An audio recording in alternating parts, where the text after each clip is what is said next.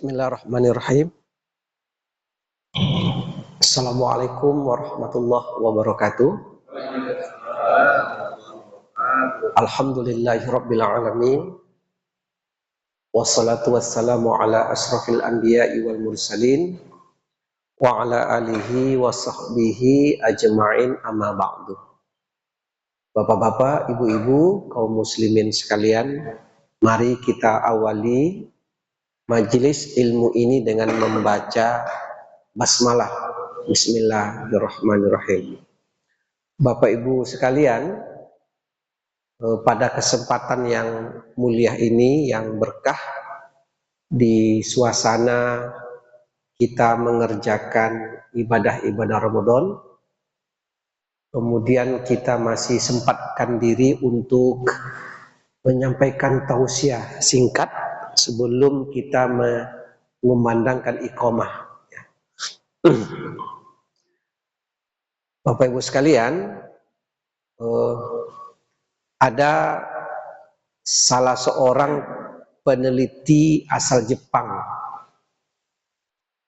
namanya Masaru Emoto. Ya. Peneliti Jepang ini namanya Masaru Emoto ini meneliti tentang air.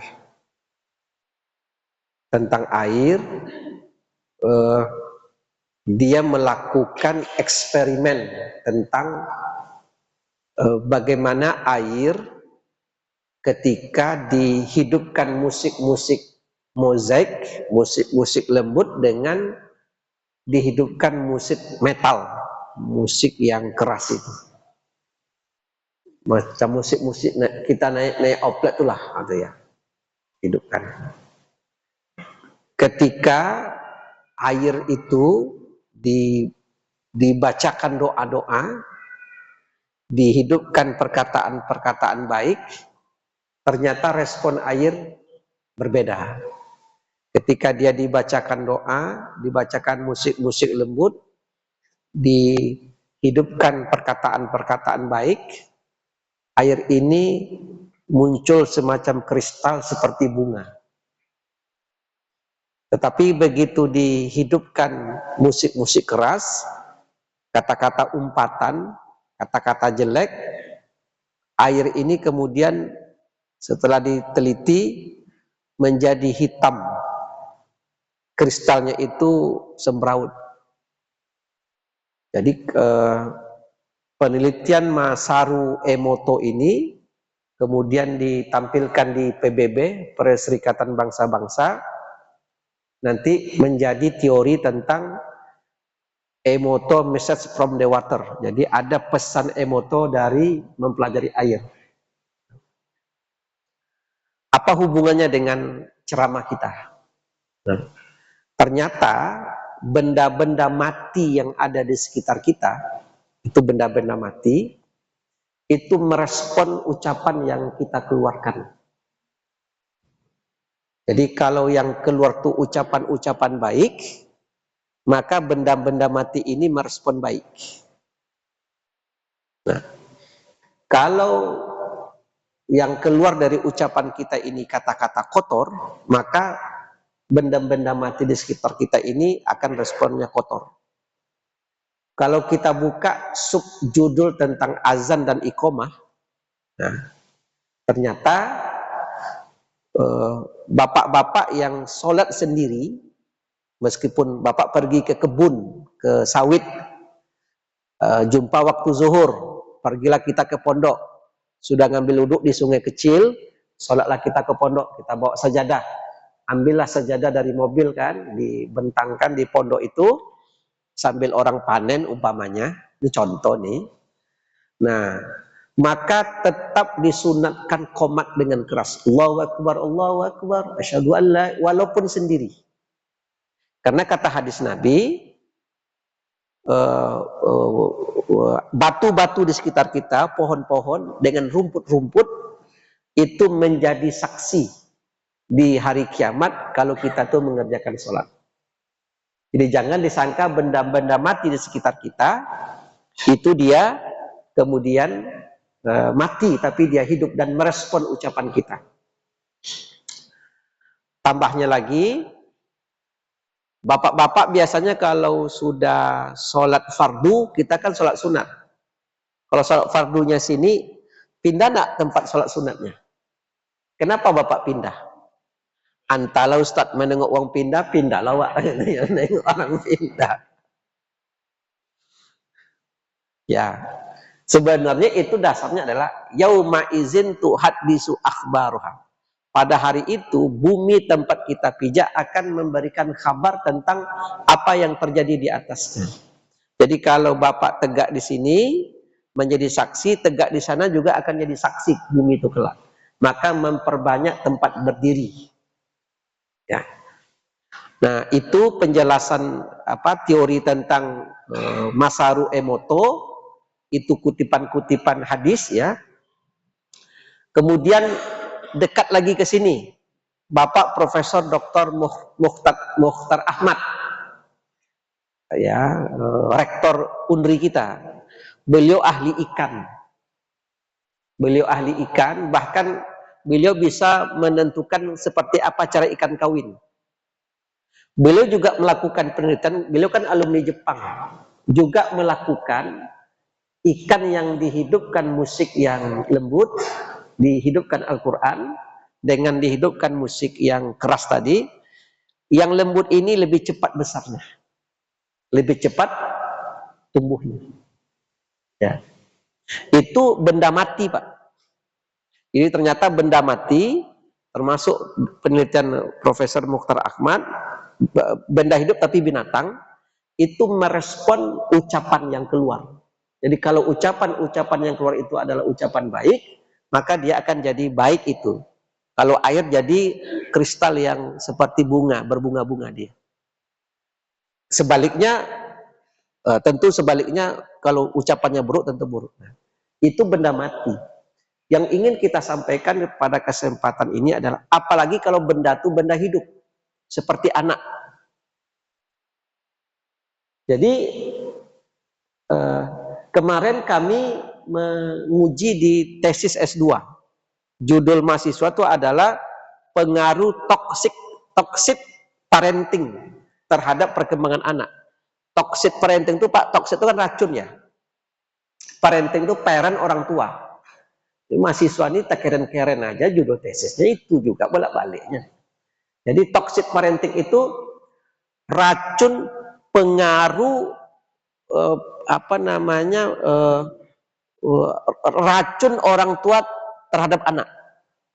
Jadi ternyata kita orang tua ini dalam mengasuh anak itu kita memberikan racun ke anak. Dikaitkan dengan penelitian Masaru Emoto tadi, ternyata orang tua yang suka mencaci dan menghina anak, nah, mencaci seperti anak kurang ngajar, anak setan, apa le Pak, bantu Pak, copek lah, apa le, apa,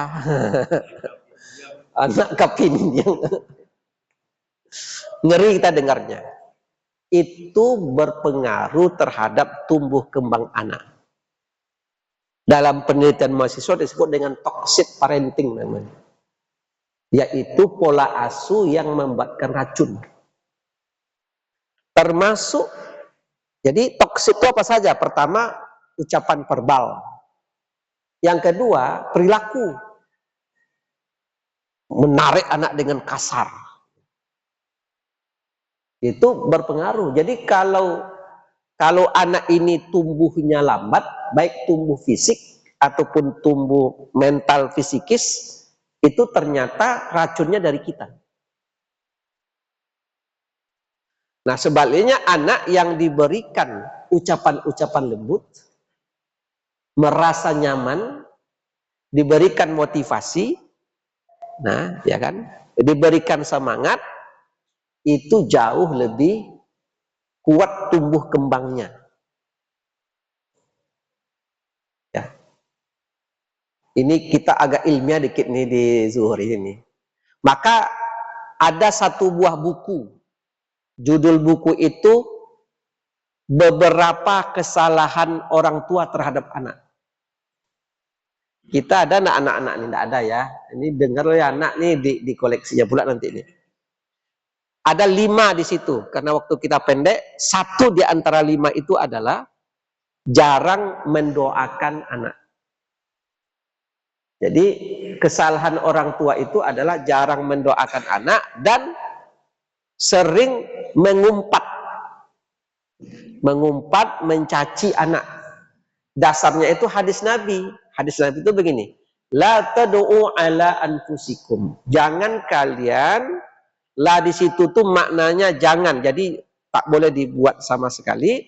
Jangan sampai kalian itu mengumpat diri.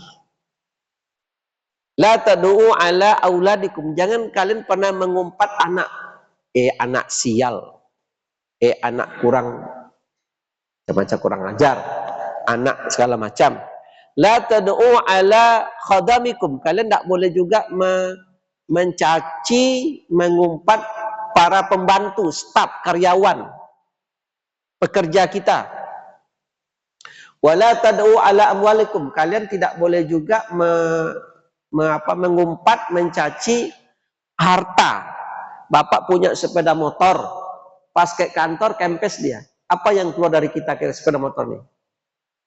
Sepeda motor sialan. Tak boleh. Tak boleh.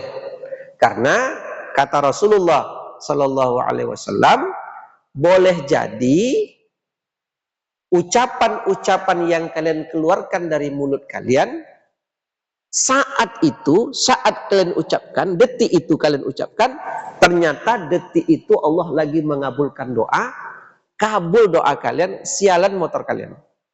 Nanti kalau diumpat anak, sial anak. Maka dibantu oleh hadis Nabi, mangkana yu'minu billahi wal yaumil akhir, siapa yang beriman kepada Allah, beriman kepada hari akhirat, falyakul khairan, katakan yang baik-baik saja, auliyasmut, kalau nak diam saja. Nah, jadi kalau ada sesuatu yang kita tidak suka terhadap anak, maka sebaiknya diam, katakan yang baik, kalau tidak diam. Tapi mengeluarkan kata-kata yang tidak benar, ternyata dalam penelitian Masaru Emoto ini, dia berpengaruh, Pak. Jadi berpengaruh. Nah, ini pesan yang ingin kami sampaikan di siang hari ini, bagaimana ternyata benda-benda mati merespon ucapan. Maka saya menjadi jelas kenapa air zam-zam itu berkah. Karena 24 jam hanya mendengar Quran, zikir, labbaik Allahumma labbaik, kalimat-kalimat thayyibah, subhanallah, walhamdulillah, wala ilaha illallah, wallahu akbar, 24 jam. Sampai ada kesempatan dia mendengar lagu dangdut, lagu segala macam. Mungkin hanya musik-musik handphone orang Indonesia aja mungkinnya mempengaruhi airnya mungkin. Iya apa enggak?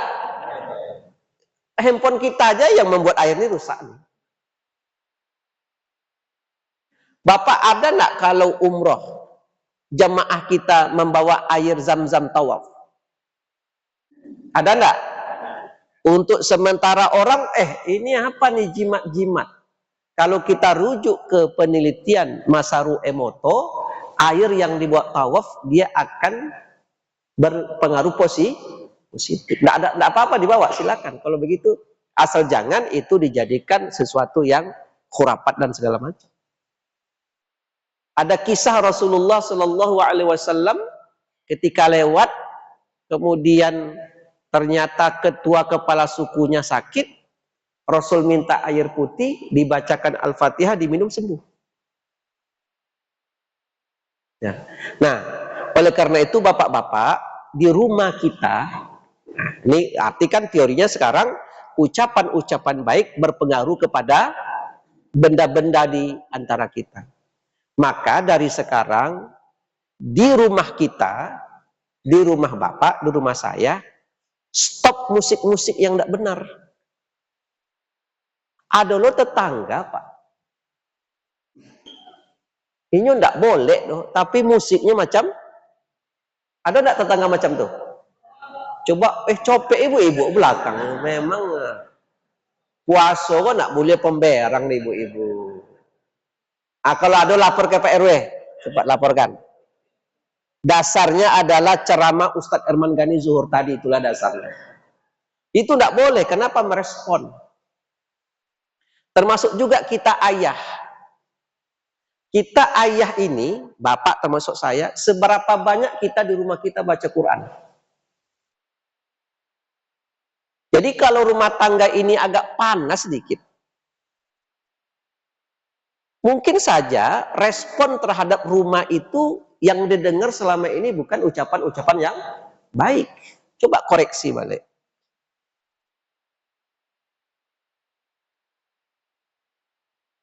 Kenapa istri bapak melawan aja kerjanya?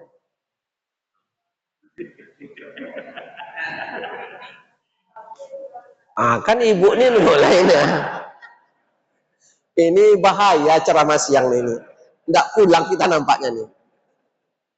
Boleh jadi kalau merujuk ke teori Masaru Emoto, kita sebagai suami tidak mengeluarkan ucapan-ucapan yang baik.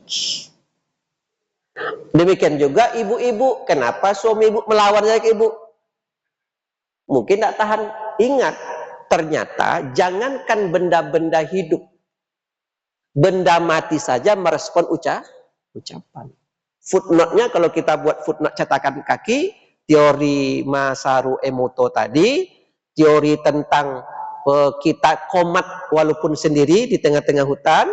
Kemudian yang ketiga, teori tentang kenapa kita berpindah tempat tegak ketika sholat sunat untuk memperbanyak tempat saksi. Yang keempat, hadis Nabi ya, itu sebenarnya menjadi kiasan bagi kita bahwa secara mafhum, jangankan benda-benda hidup di sekitar kita, benda-benda mati saja merespon ucapan. Maka seberapa hebat hubungan kita dengan tetangga, itu tergantung ucapan yang keluar dari bibir kita. Jadi kata Rasulullah, kita ulang, man kana yu'minu billahi wal yaumil akhir, siapa yang beriman kepada Allah, beriman kepada hari akhirat, falyakul khairan, katakan yang baik, kalau tidak diam. Nah, diam Pak. Tapi hati-hati, diam nih banyak pula nih turunannya. Ada kampung Pak, dibawa rapat oleh RT. Dalam ada masyarakat nih dalam rapat diam dia. Di luar rapat pas di kedai dia pula yang mimpin rapat. Nah, ini tidak benar nih. Ada enggak kawan macam tuh? Diajak rapat, ayo pendapat diam aja kawan nih. Lah duduk di kedai. Itu kalau ada pistol F16 itu tembak aja lah. Itu tidak benar itu orang dengki itu ya. Nah, itu tidak fair namanya, itu tidak demokrasi namanya. Sebab kalau kita sudah mintai pendapat, sudah kita putuskan, walaupun tidak enak, kalau memang itu keputusan dipatuhi, ya kan? Atau ada orang yang memang kata Nabi, kalau tidak bicara baik, kalau tidak diam aja. Tapi diamnya karena sombong. Dia sudah beberapa kali ikut majelis taklim, ibu-ibu ditanya, Bu, kenapa ibu selama majelis taklim selama sebulan ini tidak ada bercakap-cakap dengan kawan kiri kanan? Apa jawab ibu nih? Yang hadirin tidak selevel dengan saya. Itu sombong. Tidak selevel. Mungkin level dia level malaikat maut, mungkin level dia. Ya. Jadi itu apa Pak? Jadi